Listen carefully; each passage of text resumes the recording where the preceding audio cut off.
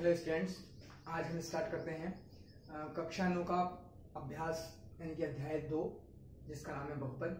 तो यहाँ पर बहुपद को शुरू करने से पहले, इस चैप्टर्स के क्वेश्चन सॉल्व आउट करने से पहले यहाँ पर इस चैप्टर से जुड़ी कुछ परिभाषाओं को, कुछ डेफिनेशंस को जानना जरूरी है, जिनके बेस पर आप आसानी से बहुपद के जो क्वेश्चन हैं उनको आसानी से आप सॉल्व करवाएंगे। तो देखेंगे आप सबसे पहले कुछ महत्वपूर्ण परिभाषाएं इस चैप्टर से संबंधित हैं। तो यहाँ पर सबसे पहले आता है आपके पास एक चर राशियां। चर राशियां, चर राशियों से मतलब आप बोल सकते हो क्या?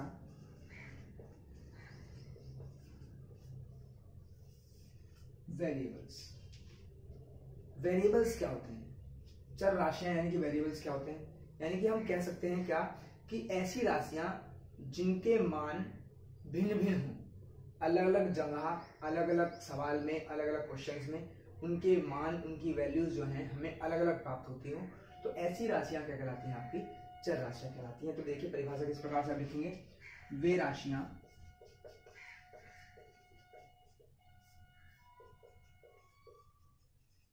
जिनके मान अनिश्चित हूं, चर राशियां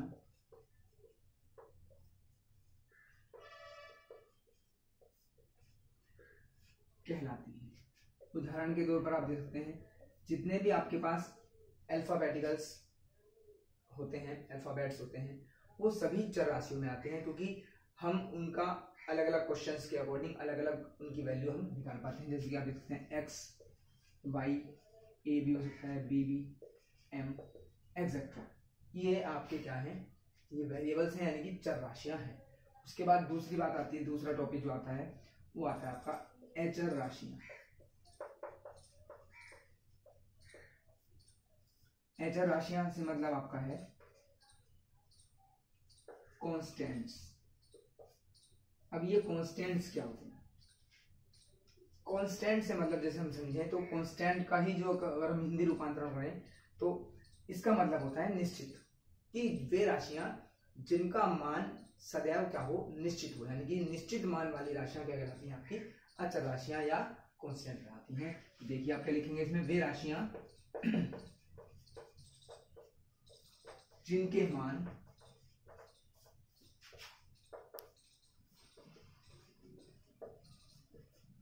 निश्चित हों, अचर राशियां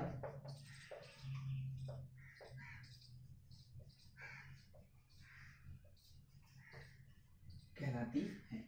उदाहरण के तौर पर आप देखें तो जितने भी आपके पास नंबर हैं, जितनी भी आपके पास संख्याएं हैं, उन सभी को आप क्या कह सकते हैं? अचर राशियां कह सकते हैं, क्योंकि उन सभी के मान क्या होते हैं? निश्चित होते हैं। जैसे कि हम सकते हैं यहाँ पर 1 भी है, 5 भी है, 7 भी है, 8 भी है, 10 भी है, ऐसे ही आप आगे तक इनको ले सकते हैं। ये संख्याएं माइनस में लिख सकते हैं तो भी उनके मान अपने आप निश्चित होंगे। तो इस प्रकार से आपने दो चीजें पढ़ी, चर राशियां यानी कि वे राशियां जिनके मान अनिश्चित हों, सर्टेन ना हो, वो कहलाती हैं आपकी चर राशियां। जैसे कि वेरिएबल्स बताया गया आपको, अल्फाबेट्स जो होते हैं वो। दूसरा बताया आपको अचर राशियां यानी कि कांस्टेंट, वे राशियां जिनके मान निश्चित हो, कांस्टेंट हो जिनके मान, वो राशियां क्या कहलाती हैं? अचर राशियां कहलाती है। उदाहरण के तौर पर आपको ये जो दिया कि जितने भी संख्या होती हैं, चाहे वो पॉजिटिव हो नेगेटिव हो, वो सभी का किस में आती हैं? अचर राशियों में।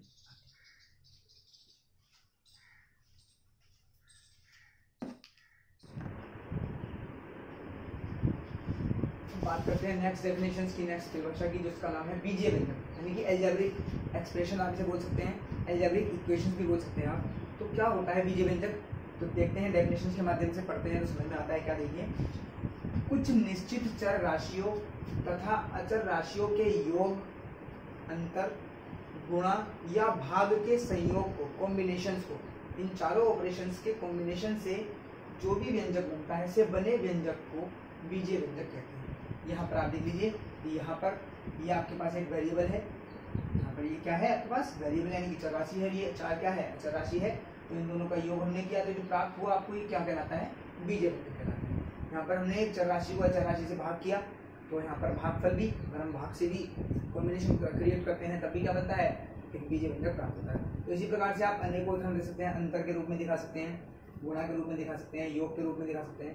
तो यानी कि जब चर राशियों को और अचर राशियों को योग के माध्यम से, गुणा के माध्यम से, भाग के माध्यम से या फिर उनके अंतर के माध्यम से प्रदर्शित किया जाता है तो व्यंजक क्या कहलाता है? आपका बीजीय व्यंजक कहलाता है।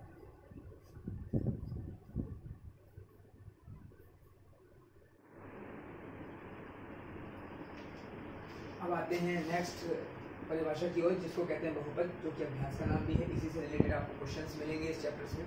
तो देखिए, ध्यान से समझने की बात है कि बहुपद यानी कि पॉलिनोमियल्स क्या है, बहुपद क्या होता है। तो यहाँ पर हम देखेंगे, स्पष्ट परिभाषा से स्पष्ट करेंगे। एक चर वाले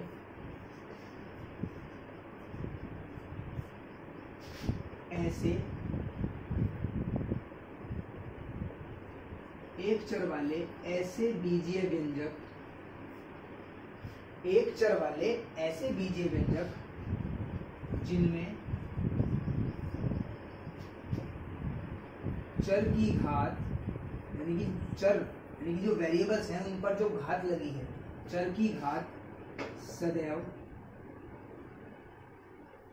एक पूर्ण संख्या हो, यानी कि होल नंबर। ऐसे चर वाले, एक चर वाले ऐसे बीजीय व्यंजक जिनमें चर की घात सदैव एक पूर्ण संख्या हो, क्या कहलाते हैं? बहुपद।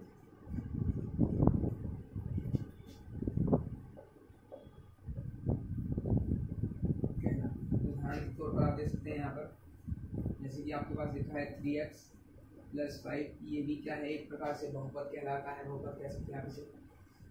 5x² + 6x + 3।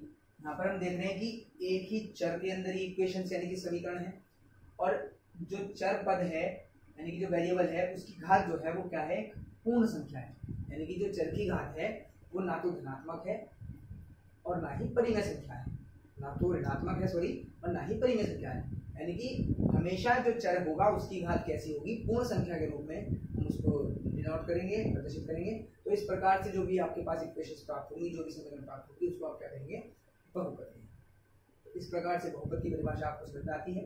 अब इसके बाद हम चलते हैं बहुपद के प्रकार कि बहुपद कितने प्रकार के होते हैं। बहुपद को 2 प्रकार से बांटा गया है।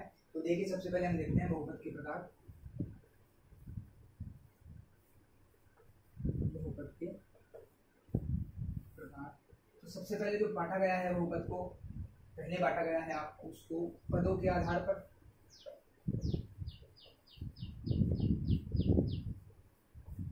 और दूसरा जो बांटा गया है बहुपद को, बहुपद में जो चर प्रयुक्त हो रहा है, जो प्रयोग हो रहा है, उस चर की घातों के रूप में।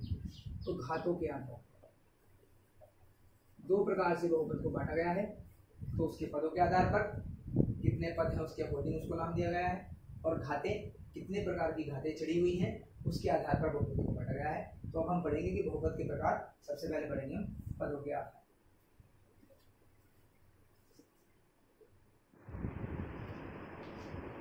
तो बात करते हैं बहुपद के प्रकार की। सबसे पहले हम बात करेंगे पदों के आधार पर बहुपद को कितने प्रकार से बांटा गया है। तो पदों के आधार पर बहुपद को हम बांटते हैं, सर्वप्रथम हम बांटते हैं, इसको लिखते हैं, हम बोलते हैं एक पदीय बहुपद। अब एक पदीय बहुपद क्या होता है? देखिए कैसा बहुपद होता है वो? ऐसा बहुपद जिसमें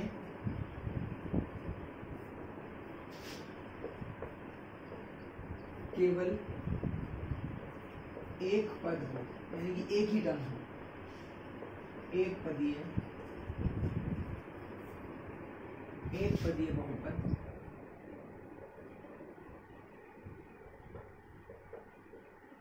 कहलाता है। उदाहरण के तौर पर आप देख सकते हैं यहाँ पर, ऐसा बहुपद जिसमें केवल एक पद हो, सिंगल टर्म्स वाला जो पॉलिनोमियल होगा वो क्या कहलाएगा?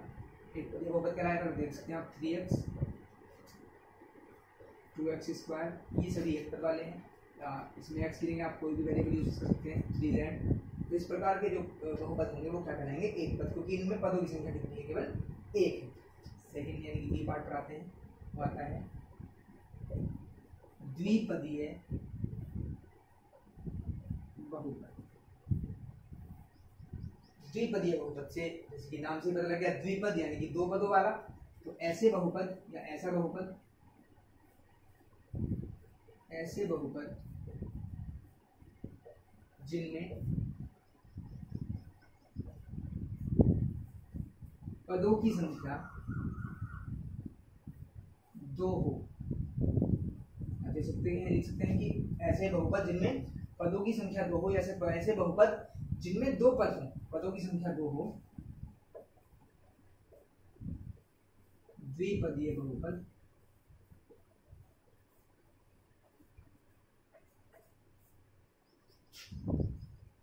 उदाहरण के लिए आप देख सकते हैं, क्या देख सकते हैं, क्या 2x - 3 दो पद हैं इसमें आपको दिखाई दे रहे हैं, 4x + 7, इस प्रकार के बहुपद क्या कहलाते हैं, द्विपदीय बहुपद कहलाते हैं।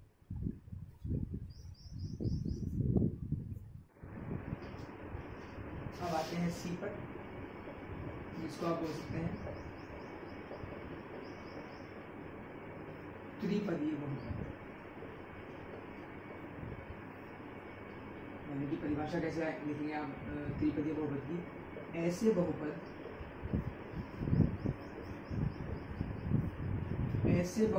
जिनमें तीन पद हो, या पदों की संख्या तीन हो, ऐसे बहुपद जिनमें तीन पद हैं, त्रिपदीय बहुपद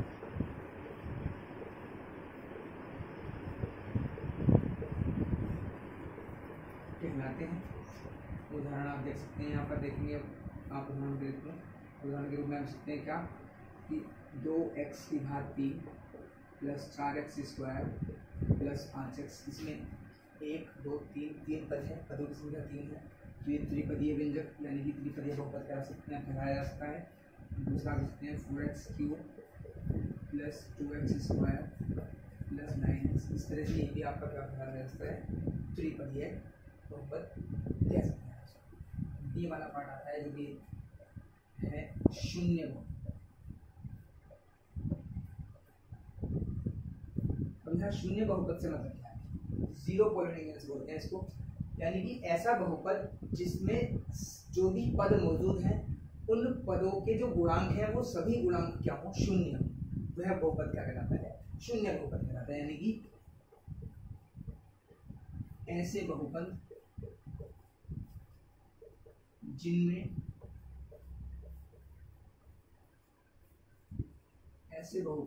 सभी पदों के गुणांक शून्य हो, शून्य बहुपद कहलाते हैं, शून्य बहुपद कहलाते हैं। उदाहरण के रूप में आप देख सकते हैं, जैसे कि बता दिया आपको कि पद चाहे कितने भी हों, लेकिन सभी पदों के साथ जो गुणांक यानी कि चर के साथ जो संख्या है वह संख्या कुछ ना हो, केवल क्या हो, शून्य हो। जैसे आप लिखते हैं 0x, ये भी आपके पास शून्य बहुपद है। आप लिखते हैं 0x², ये भी आपके पास शून्य बहुपद है। और आप लिखते हैं क्या कि 0x² + 0x, ये भी आपके पास क्या है, और बीच में सबके क्या लगा हुआ है, मल्टीप्लाई यानी कि गुणा चिन्ह लगा हुआ है। तो इस प्रकार से जो व्यंजक यानी कि जो बहुपद प्राप्त हुए आपको क्या कहेंगे, शून्य बहुपद। तो यहाँ पर हमने पढ़ा कि पदों के आधार पर बहुपदों को 4 भागों में बांटा गया है। पहला आपको बताया गया एक पदीय बहुपद, दूसरा द्विपदीय बहुपद, त्रिपदीय बहुपद और शून्य बहुपद। अब हम बात करेंगे कि घातों के आधार पर बहुपदों को कितने प्रकार से बांटा जा सकता है।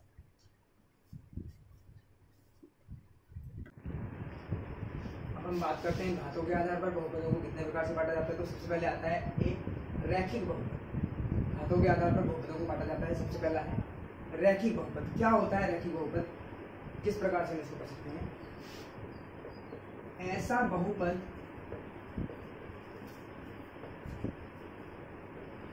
जिसमें चर की अधिकतम घात 1 हो, रैखिक बहुपद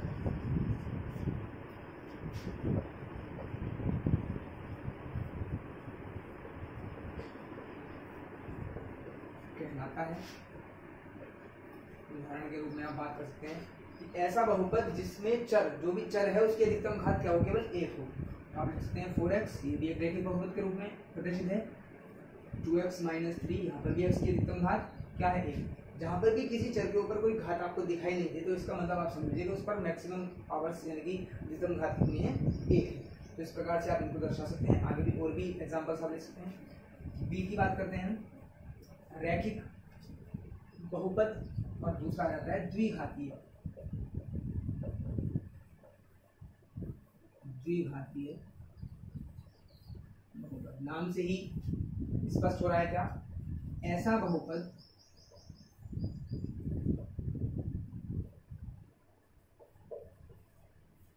बहुपद जिसमें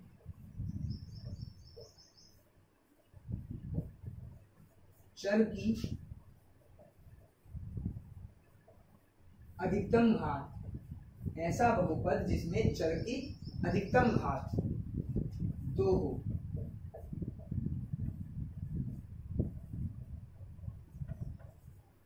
द्विघातीय बहुपद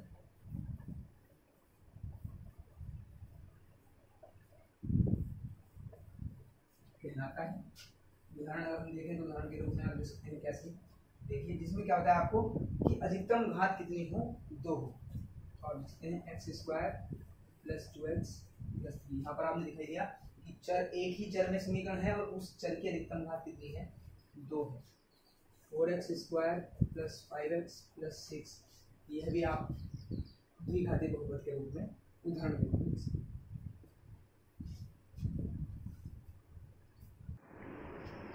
बात करते हैं अंतिम बहुपद की जो घातों के आधार पर है, जिसको आप कहते हैं त्रिघातीय बहुपद। तो कैसा बहुपद होता है ये, ऐसा बहुपद जिसमें चर की अधिकतम घात त्रिघातीय यानी कि 3, अधिकतम घात 3 हो।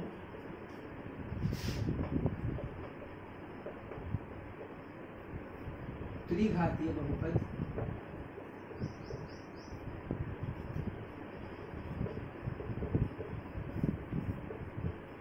कहलाता है। उदाहरण के रूप में देखेंगे आप, त्रिघातीय बहुपद अधिकतम घात कितनी होनी चाहिए, चर की 3 होनी चाहिए। तो आप कोई भी समीकरण लिख सकते हैं, y की घात 3 + y² + 3y, अधिकतम घात इसमें कितनी है, 3 है। यहाँ पर आप लिख सकते हैं 2x की घात 3 + 5x² + 4x, अधिकतम घात कितनी है, यहाँ पर 3 अधिकतम घात है।